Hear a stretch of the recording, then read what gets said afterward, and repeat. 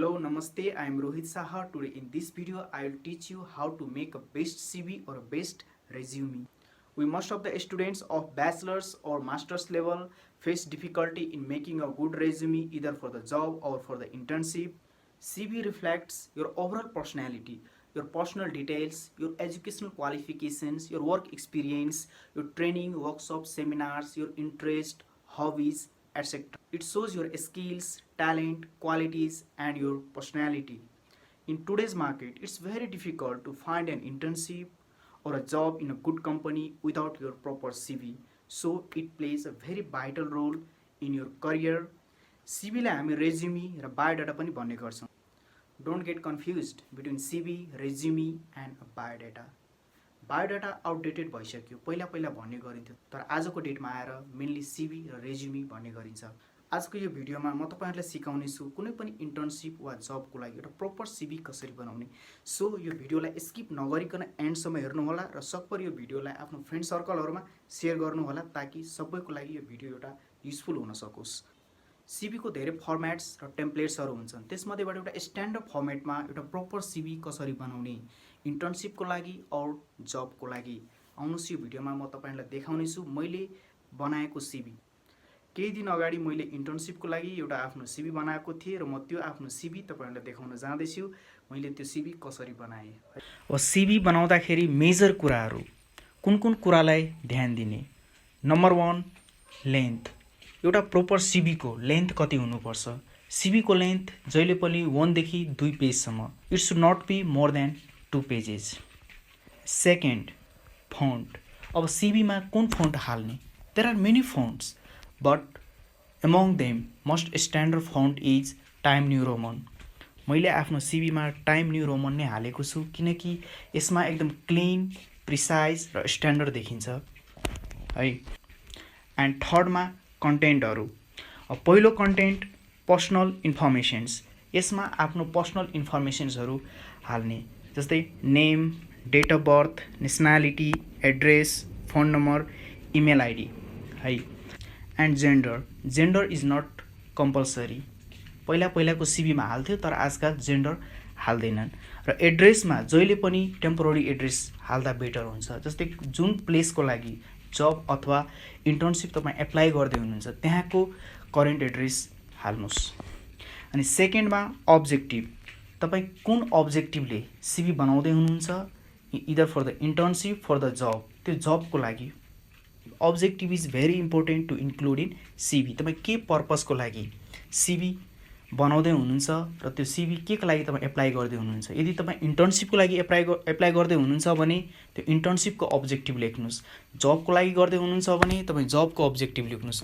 मैले इन्टर्नशिपको लागि एप्लाई गरेको थिएँ अनि त्यसैले मैले इन्टर्नशिपको अब्जेक्टिभ लेखेको थिएँ. जस्तै seeking an internship opportunity while in college to gain professional and real life experience है. And third is academic qualifications. तपाईको करेन्ट एकाडेमिक क्वालिफिकेशन्स के हो त्यो इन्क्लुड गर्नुस्. त्यसपछि प्रिभियस र फेरि त्यसपछि प्रिभियस. र मैले BBA मा इन्टर्नशिप गर्दाखेरि मैले आफ्नो एकाडेमिक इन्क्लुड गरेको थिएँ है. र यसमा स्टेटमेन्टमा पनि लेख्दा हुन्छ और टेबल बनाएर पनि लेख्दा हुन्छ. टेबल बनाएर लेख्दाखेरि यसले स्पेस धेरै कम लिन्छ र एट्र्याक्टिभ र राम्रो देखिन्छ. र यसमा कुन कलमहरु हाल्ने जस्तै फर्स्टमा सिरियल नम्बर, त्यसपछि डिग्री, त्यसपछि कलेज, युनिभर्सिटी, त्यसपछि बोर्ड, त्यसपछि पास्ट इयर अनि अर्कोमा तपाईको पर्सेन्टेज पनि लेख्न सक्नुहुन्छ. यदि तपाईको पर्सेन्टेज राम्रो छ भने यो प्लस पोइन्ट हुन्छ, पर्सेन्टेज लेख्न सक्नुहुन्छ. अनि अर्कोमा रिमार्क पनि इन्क्लुड गर्न सक्नुहुन्छ. रिमार्कमा जस्तै तपाईले कुनै पनि सेमेस्टरमा तपाईले बोर्ड टप गर्नु भएको छ भने त्यहाँ मेन्सन गर्न सक्नुहुन्छ. अरु कुनै पार्टिकुलर सब्जेक्टमा तपाईले एकदम 4 GPA स्कोर गर्नु भएको छ भने त्यो तपाईले मेन्सन गर्न सक्नुहुनेछ. अब जस्तै मैले लेखेको छु latest qualifications for the internship in the BBA is BBA degree, सेकेन्डमा +2 म्यानेजमेन्ट एन्ड थर्डमा स्कुलको degree. And the next is work experience. यदि तपाईले कुनै काम गर्नु भएको छ र त्यसको सर्टिफिकेट छ भने तपाईले त्यो वर्क एक्सपिरियन्स इन्क्लुड गर्न सक्नुहुन्छ. अब तपाईले जहाँ पनि यदि टिचिङ गर्नु भएको छ भने त्यो पनि इन्क्लुड गर्न सक्नुहुन्छ. कुनै प्राइभेट फर्ममा काम गर्नु भएको छ भने पार्ट टाइममा त्यो पनि तपाईले इन्क्लुड गर्न सक्नुहुन्छ. यो एउटा प्लस पोइन्ट हुन्छ तपाईको रेज्युमेमा. अनि त्यसै गरी नेक्स्ट रहेको छ सेमिनार ट्रेनिङ एन्ड वर्कसप। तपाईँले अहिलेसम्म लाइफमा जति पनि सेमिनार ट्रेनिङ वर्कसपहरू गर्नुभएको छ र त्यसको सर्टिफिकेट तपाईँसँग छ भने त्यो कुराहरू तपाईँले मेन्सन गर्न सक्नुहुन्छ र यसलाई पनि टेबल बनाएर लेख्दाखेरि अलिक एट्र्याक्टिभ र थोरै प्लेसमा राम्रो देखिन्छ। यो सपोज मैले लिएको ट्रेनिङहरूलाई नेम अफ द ट्रेनिङ ट्रेनिङहरू मेन्सन गर्दाखेरि name of the training, organisation or institute or तपाईँले कहाँ गर्नुभयो त्यो र ड्युरेसन तपाईँले मेन्सन गर्न सक्नुहुनेछ। र मैले गरेको ट्रेनिङहरू suppose computer operator training national management and training institute मोरङबाट 6 मन्थको गरेको थिएँ। त्यसै गरी एमओटी वर्कसप आफ्नै कलेजमा गरेको थिएँ 3 डेजको लागि। त्यसै गरी digital marketing divergent internet marketing केटिएमबाट गरेको थिएँ 3 मन्थको। त्यसै गरी फर्स्ट रिजनल अन्टरप्रेन्योरसिप समिट एसबिआइएमएस कोलकाता 3 डेजको। मैले +2 पछि कोलकाता सर्टेन दिन बसेको थिएँ र त्यहाँनिर मैले यो ट्रेनिङ लिएको थिएँ। अझै interview cracking skills and personality development SBIMS Kolkata. त्यसै गरी Apex graphics design workshop Apex college Kathmandu 3 days tally इन्स्टिट्युटबाट गरेको थिएँ 1 मन्थ। त्यसै गरी नेक्स्ट कन्टेन्ट छ तपाईँको की स्किल्स एन्ड क्वालिटिज। तपाईँको की स्किल्स र क्वालिटिजहरू के छ तपाईँले यहाँ मेन्सन गर्न सक्नुहुन्छ। तपाईँभित्रको गुड क्वालिटिजहरू, तपाईँको प्रोफेसनल स्किल्सहरू के छ तपाईँले इन्क्लुड गर्न सक्नुहुन्छ। जस्तै मैले राखेको छु verbal and written communication skills, positive attitude, open minded and self motivated, innovative, creative, enthusiastic, energetic, team player, responsible, reliable and social. अनि customer focused approach, adaptable and flexible, attention to detail, focused and willing to. This are the very essential skills for the management job. र तपाईँले skills र क्वालिटिजहरू include गर्दाखेरि तपाईँले जुन particular जबको लागि तपाईँले एप्लाई गर्दै हुनुहुन्छ त्यो जबसँग त्यो म्याचेबल होस्, त्यो जबमा त्यसले त्यो क्वालिटिज र त्यो स्किल्सहरूले भ्यालु एड गर्न सकोस्, त्यस्तो क्वालिटिज र स्किल्सहरू तपाईँले राख्नुपर्छ र त्यो रियल हुनुपर्छ है, फेक हुनु राख्नु हुँदैन। र त्यसै गरी मेजर एक्टिभिटिज एन्ड अचिभमेन्ट। तपाईँले लाइफमा अहिलेसम्म कुन कुन अचिभमेन्टहरू पाउनु भएको छ, कुन कुन एक्टिभिटिजहरू गर्नुभएको छ र त्यसको यदि सर्टिफिकेट छ, अवार्ड छ भने तपाईँले त्यहाँ इन्क्लुड गर्न सक्नुहुन्छ। तपाईँले स्कुल लेभलमा, +2 लेभलमा, ब्याचलर लेभलमा और कुनै सोसाइटीमा, कुनै क्लबहरूमा, स्पोर्ट्सहरूमा यदि तपाईँसँग छ भने त्यो तपाईँको एउटा एडिसनल प्लस पोइन्ट हुन्छ, तपाईँले इन्क्लुड गर्न सक्नुहुन्छ। यदि तपाईँ फुटबल खेल्नुहुन्छ, यदि तपाईँले फुटबल टिमबाट कुनै एउटा बेस्ट क्याप्टेनको अवार्ड पाउनु भएको छ भने त्यो अवार्ड पनि यहाँले राख्न सक्नुहुन्छ। र यसले तपाईँले लिडरसिप क्वालिटिज र लिडरसिप स्किल्स एड गर्छ तपाईँको पर्सनालिटीमा र तपाईँको प्लस पोइन्ट बन्ने छ।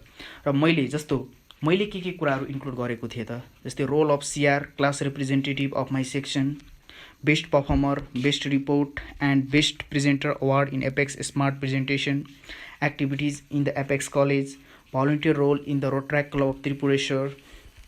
त्यसै गरी इन्ट्रेस्ट एन्ड हबिज तपाईँले इन्क्लुड गर्न सक्नुहुन्छ। तपाईँको इन्ट्रेस्ट, तपाईँको हबिजहरू त्यहाँ राख्न सक्नुहुन्छ। जहिले पनि इन्ट्रेस्ट र हबिजहरू राख्दाखेरि तपाईँको त्यो पार्टिकुलर जबसँग त्यो हबिज म्याच हुन सकोस् र त्यसले गर्दाखेरि तपाईँको त्यो जबमा उसले एउटा भ्यालु एड गर्न सकोस्, त्यस्तो कुराहरू राख्नुपर्छ। जस्तै मैले आफ्नो इन्ट्रेस्ट र हबिजहरूमा राखेको छु watching movies, series and dramas, travelling new places and meeting new people, listening to my favourite musics, making personal blogs and videos in the YouTube that you are watching right now है। त्यसै गरी लास्टमा रहेको छ reference, and the reference is very essential to include in your resume. Reference shows your personal connection with the expert peoples. आजको डेटमा कुनै पनि ठुलो रेप्युटेड कम्पनीमा जब पाउनको लागि रेफरेन्सले धेरै काम गर्दछ।